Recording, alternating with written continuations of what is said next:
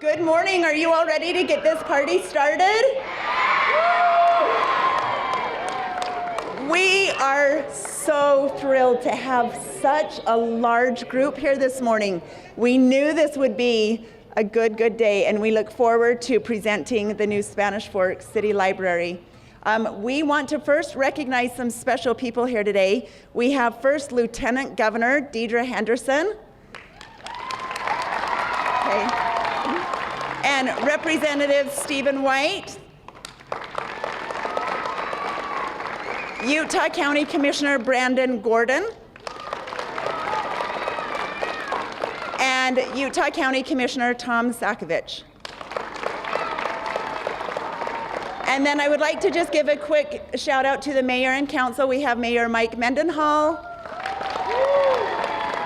And then Councilman Argyle.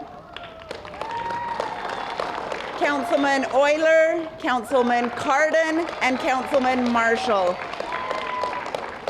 And I'm Councilwoman Stacy Beck, and we have a couple speakers today, so we are going to get moving right along. Before we do that, we just want to also recognize any media, Spanish Fork 17, for being here and filming everything. So if they're not here today, people can watch this on YouTube or on Spanish Fork 17. So we're going to introduce the program and start off with Scott Aylett. He is the library director. Following Scott will be Jordan Hells, the finance director, and then former Mayor Steve Leifson. Following Mayor Leifson will be Brian Backey from Blaylock, and then Chris Houghton from Westland Construction. And then our city manager, Seth Perrins, Lieutenant Governor Deidre Henderson, and wrapping it all up will be our Mayor Mike Mendenhall. I know it sounds like a long program, but they've been instructed to keep this short, haven't they? Okay, good. We'll start off then with Scott.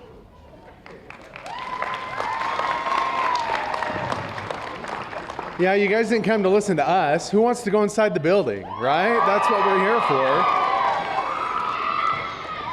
Well, 2 years ago when we broke ground, I talked about that it takes a great team to make a dream come true. And look at this awesome dream that's a reality today. Look at this awesome building that you guys get to go into today and experience for yourselves. It does take a great team. We've had an awesome team from the mayor and the city council that greenlit this project years ago and made it a priority, to employees from every city department that helped out, to help move books across the street, to the great construction team at Westland and the design team at Blaylock, to my awesome staff. They're all inside making it ready so you guys can go in and enjoy this building. To the 400 residents, many of you here today that helped move books across Main Street. It does take a great team, and we made the dream possible. And thank you so much for your help. Well, today my remarks are going to be more focused about you guys. We've talked a lot about the awesome team that made this building possible, and now I want to talk a little bit about the individuals that will experience and enjoy the building. Excuse me. So I'm going to read a book. It's called The Circles All Around Us, and it's written by Brad Montague. Because we can't have a library grand opening without reading a book, right? It's not possible. We begin by drawing a circle on the ground along each shoe, a safe little place for just one person. Nobody in the circle but you. You could keep that circle closed to everyone but yourself, but that would be like a library with just one book on the shelf. So let's draw a bigger circle for you and your family to share. Now you see what all can happen in a circle full of care. It becomes a happier circle as more loved ones come to stay. And wouldn't it be even better if all your friends could come and play? So you stretch and draw your circle even bigger than it's been, and let a few more people know they're welcome to come in. And the circles all around us, everywhere that we all go, there's a difference we can make and a love we can all show. Yet there are still so many outside the circle who are different in all they do. Though it feels slightly uncomfortable, we draw a bigger circle for them too. It doesn't mean the circle is easy. It can get harder the more we share. But wonderful things can happen when love is known and felt everywhere. As time passes, our eyes open, we see others we really care for. And that's when we ask ourselves, well, what's this circle really there for? So let us create bigger circles all around us for the rest of our days. Let our caring ripple out in a million little ways. In the circles all around us, everywhere that we all go, there's a difference we can make and a love we can all show. As our circles grow and we watch them wonder-eyed, remember the first circle started with just the love you hold inside.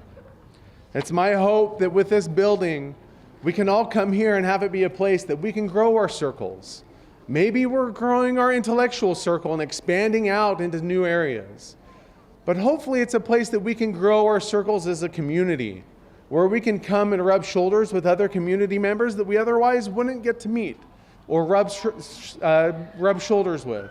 And we can grow our circles out so that this building, which is intended to be a community gathering place, is just that, a place that we can gather as a community, expand our circles, and share our love with one another in this community. Thank you so much for coming out and for your continued support of the Spanish Fork Library. Thank you.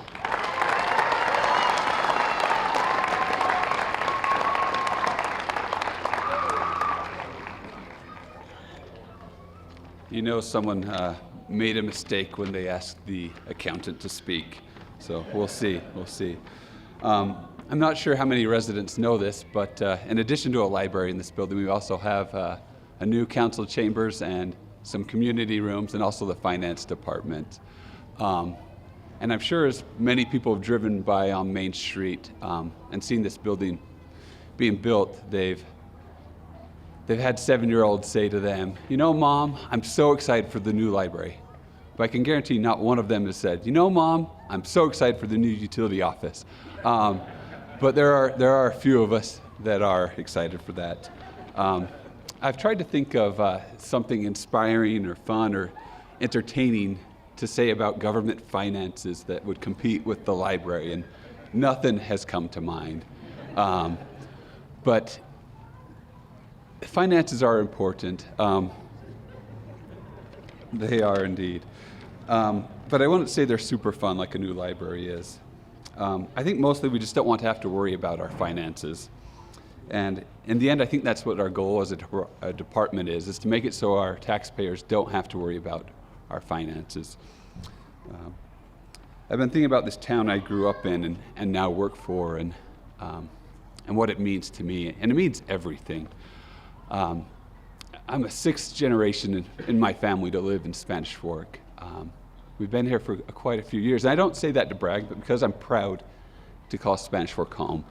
I'm proud to be from here. Yeah. I think that's what the pride is in the home of pride and progress. Yeah. This is an amazing place to live, and it has been when there was just a few hundred residents, and it is now, and it will continue to be as we grow to tens and tens of thousands. I want to read an excerpt from a book written by David Brooks that sums up my feelings about this work of local government and its goal. Life is committing oneself to a few of the institutions that were embedded on the ground before you were born and will be here after you die.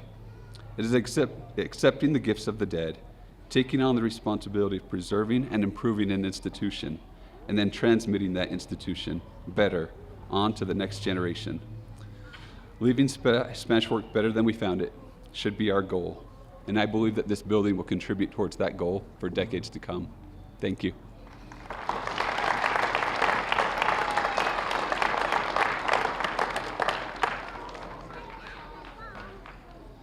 I thought I was done with all this stuff when I resigned, or when I was done being the mayor. So this is a great, awesome day here to be here for this library. You know, I have a real attachment to the old library. When I was in high school, I used to go there all the time. You know, it wasn't to get books, it was there to meet girls, you know, and so I hope I'm through that phase. Oh, yes, I am. So, my grandfather, J. Victor Leifson, was on the building committee when that building was built back in the 60s. And I had the opportunity to be on the library committee for this building years ago. And it's such an awesome thing to be able to see the progression of this whole library. From the conception, there was a lot of people involved, some of the council members, a lot of the contractor, the architects, the citizens, they all put input in this library. And they spent a lot of time figuring out to make this the best library, because in Spanish Fork, we pride ourselves on having the best for our citizens, and that's what we wanted to do. As we were touring this building here a few weeks ago, to see the finished product of this building was amazing. As I walked through this with my wife and saw all the different departments for every age, for adults, for kids, for young adults, everybody, this is going to be a great benefit for our community, and I'm so excited that we have this. This will be a gathering place for our community, something that we can all be proud of and be able to say, this is my hometown. I'm glad I'm here. Spanish Fork prides ourselves on doing that, and I'm grateful for all those who are involved in this. I'm grateful for all the citizens that supported this, and this truly is Spanish Fork, the home of pride and progress.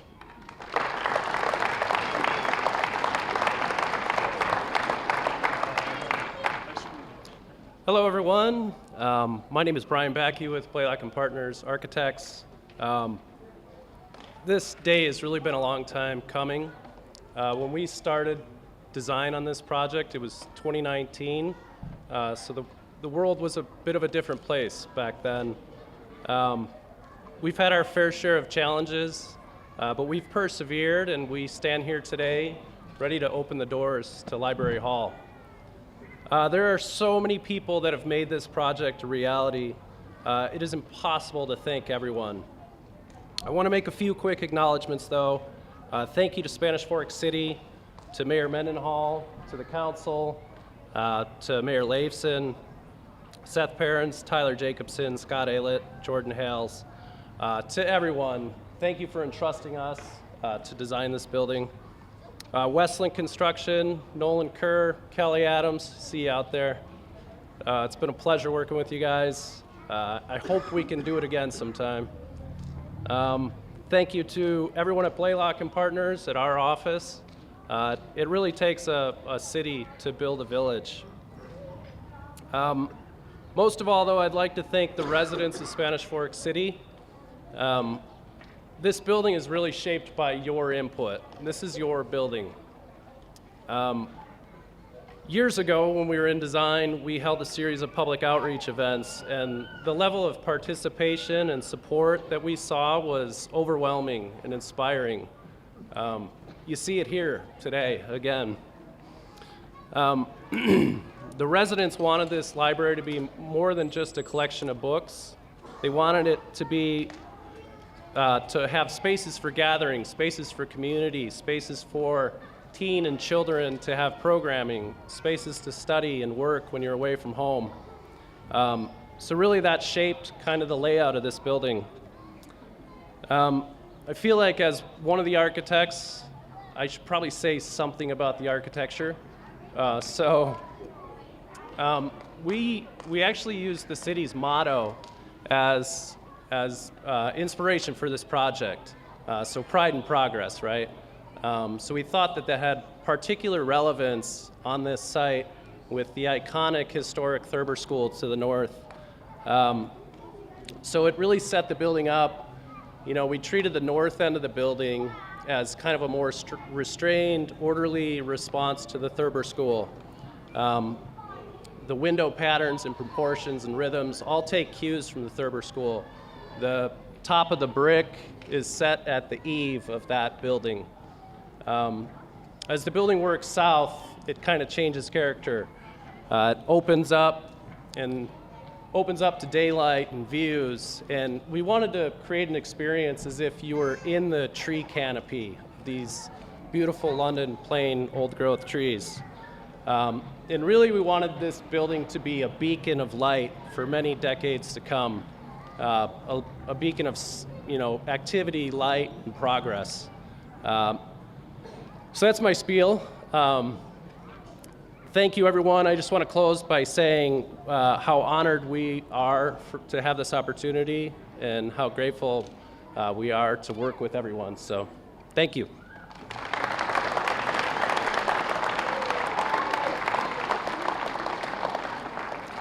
Morning. As the CEO of Westland Construction, I get to be involved in a lot of construction projects, as you imagine.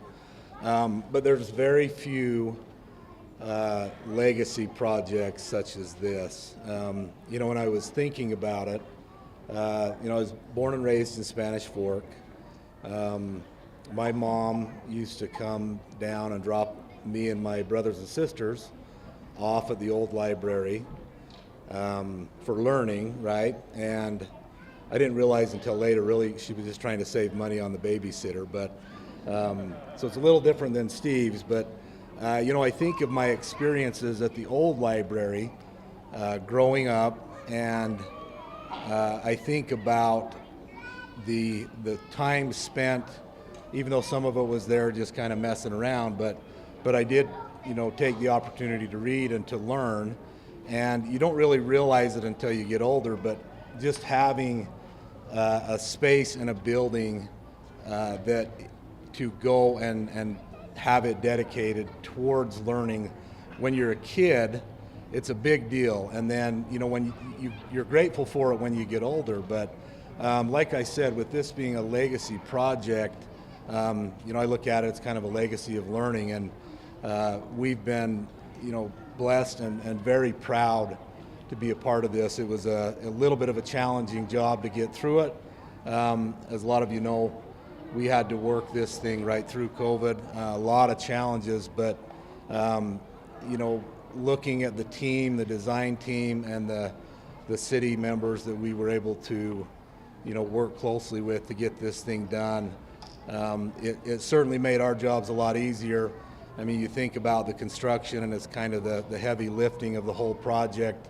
And days like today when we get to actually celebrate that the work is done and turn it over to the citizens of Spanish Fork to use, it's a great day, and I want to thank you all for letting us be a part of this. So thank you.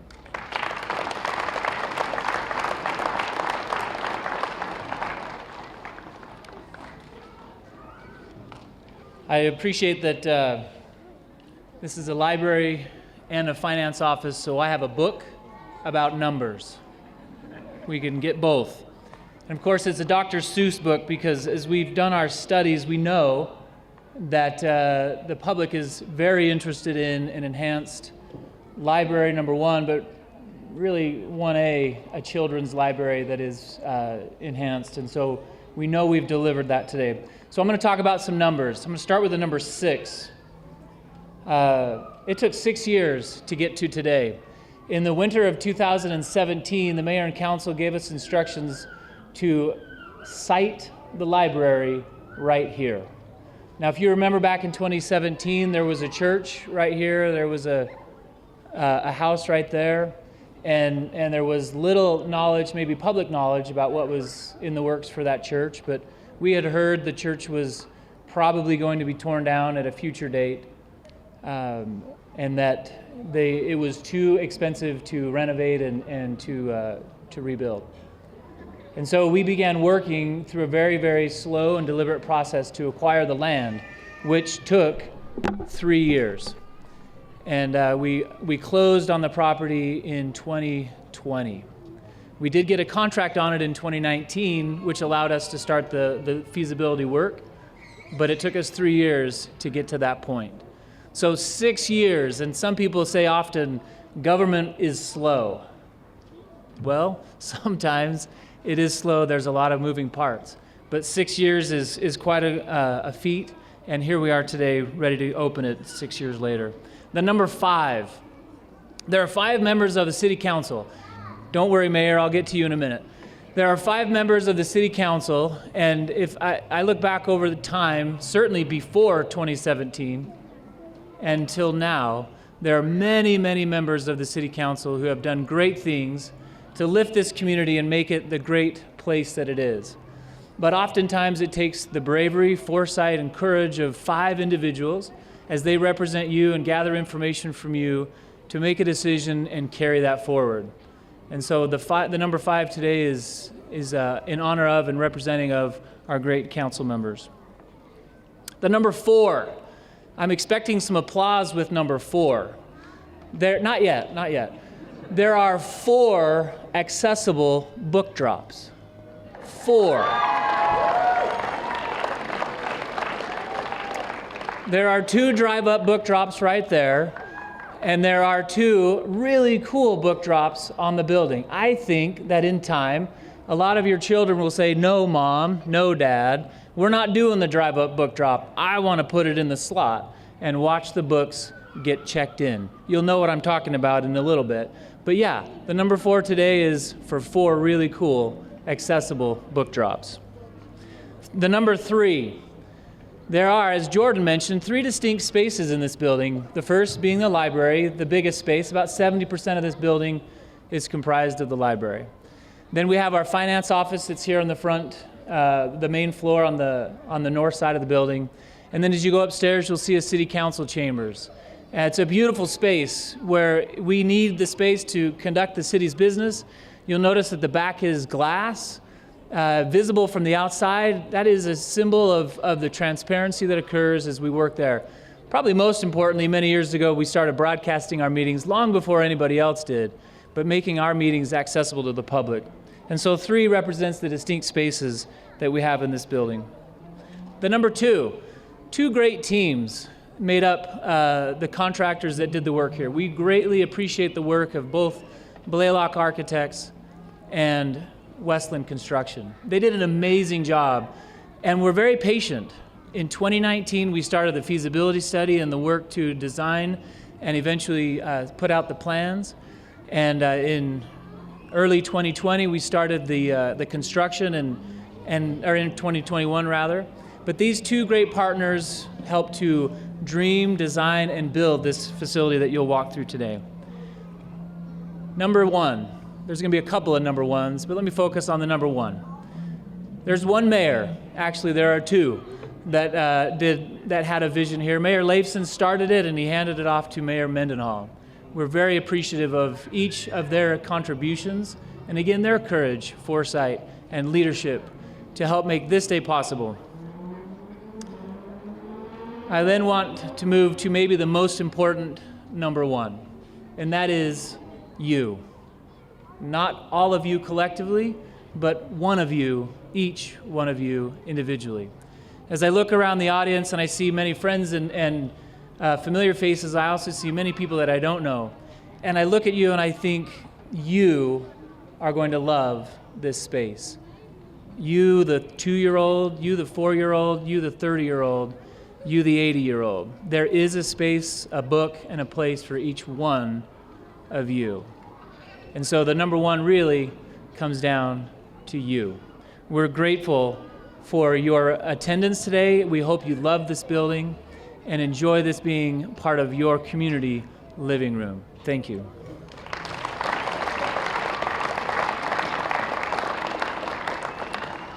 Well, good morning. My name is Deidre Henderson. I'm the Lieutenant Governor of the state of Utah and a proud resident of Spanish Fork City. I didn't grow up in Spanish Fork. I moved here 25 years ago as a young mom with 2 small baby girls that soon grew to 5 babies.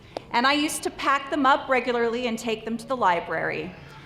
One of the things that was so exciting to me, though, when I moved to Spanish Fork, was to realize, because I didn't know it beforehand, but to realize that my pioneer ancestors from Wales helped settle Spanish Fork, and they're buried in the city cemetery.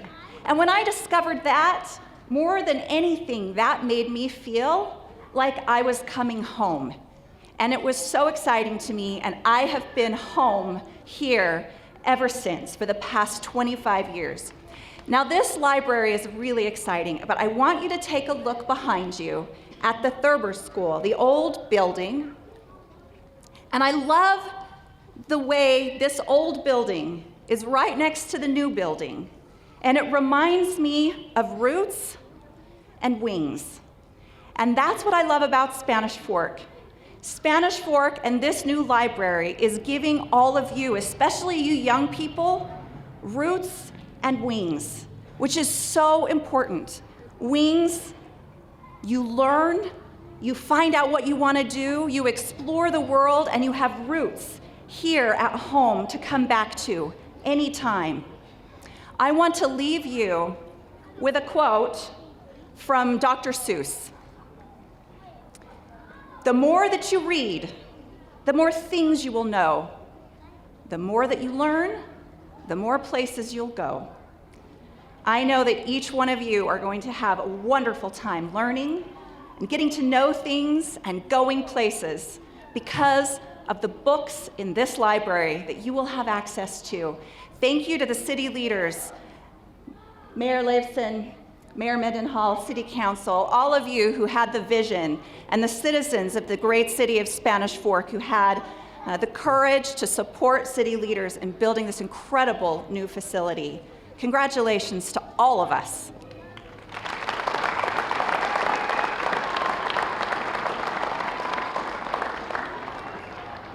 Welcome, everybody. How's our Saturday so far? Thank you all for being here. Thank you to everybody that's spoken so far. This has truly marked a day in the history books of Spanish Fork. I know I'm the one standing in between the ribbon cutting and everybody getting in there, so I'll keep it to my allotted 45 minutes if that's okay, Mayor Leifson? Okay, all right. Just a few quick thank yous, and I echo these from the City Council as well. Thank you to, it's already been mentioned, the Church of Jesus Christ of Latter-day Saints. You remember the church that was here? We called it the Main Street Church. It was also called the Second Ward Chapel sometimes. It was also the first building that Amber and I, when we were first married and living in Etheline Brunson's basement over here, that we came to church. Sometimes as a married couple, we missed a service on a Sunday from now and then, and we had my grandma's sister-in-law that was in the same ward. She'd let my grandma Gold know every time we missed Sunday service over here. So you can't get away with anything in this town. The thank you to the architect and the contractor has already been said, but I want to reiterate what a great job with the design, the vision, keeping with the theme of Pride and Progress. Thank you to the full-time staff of Spanish Fork. We often refer to them as staff, like there's some object or an infection or something. It's a lot more than that. They're a lot more than that. The dozens of people that will be here every day with Spanish Fork on their chest certainly do represent the home of Pride and Progress. And if we could give them a quick round of applause, I'd like to do that.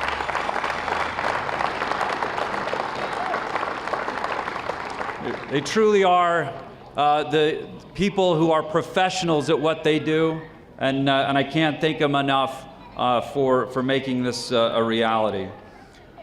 In conclusion, before we say a prayer and dedicate this space and then cut the ribbon, you've heard the phrase, and it's already been said today too, that it takes a village.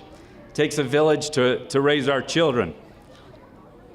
Got my kids here today, and it makes me emotional thinking of that.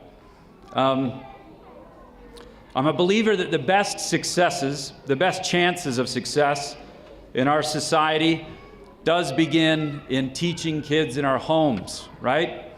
But opportunities provided in a community to help kids be healthier and learn and grow together is something that makes a community. A quick story, you'll remember about a month ago that we had an incident here locally that was very scary for a lot of us. It was scary for Amber and I. It was scary for all parents. It was scary for kids. And luckily that active shooter scenario was a hoax. But I want to read you something that epitomizes the word "it takes a village." Amber and I were 3,000 miles away from our kids, felt helpless like many of you did about your kids. But I want to read you a quick email that we received that night that speaks of the love that teachers and community have for our kids. It says, "Parents, I just want to let you know how proud I am of your children. Today was a scary day and hopefully not one that will ever be repeated. I was so impressed that they knew exactly what to do and they were encouraging each other in an unknown time. They were all so brave, and I can't say enough good about how they handled everything. I also know that they may be emotional and scared. Please give them some extra love and have a conversation with them about today. I hope that they know that we are dedicated to keeping them safe. They are always welcome to talk to me about any worries they may have, and I will do everything in my power to make sure they are safe and protected. We all learned a lot today, and through all the scary stuff, we now even have more of a game plan for the future. I love them all so much, and I am so grateful that everything turned out okay. Have a great night. Love, Miss Cope." If you'd all join me, my special guest today, that's sitting here in front, and give her a well-deserved round of applause, Miss Cope.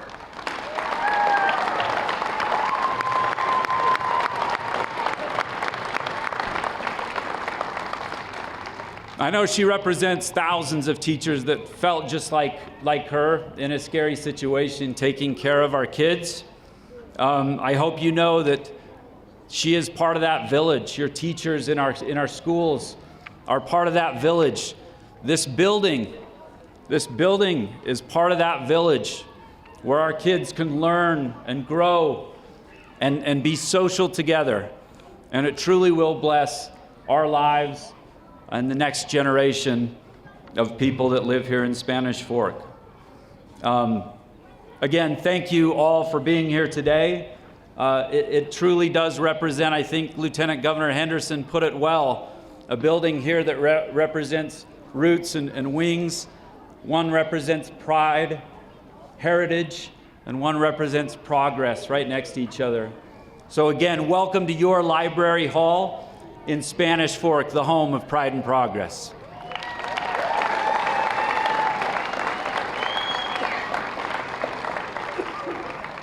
Now, if you'd please join me and remove your hats, and we'll have a prayer and dedication of the building.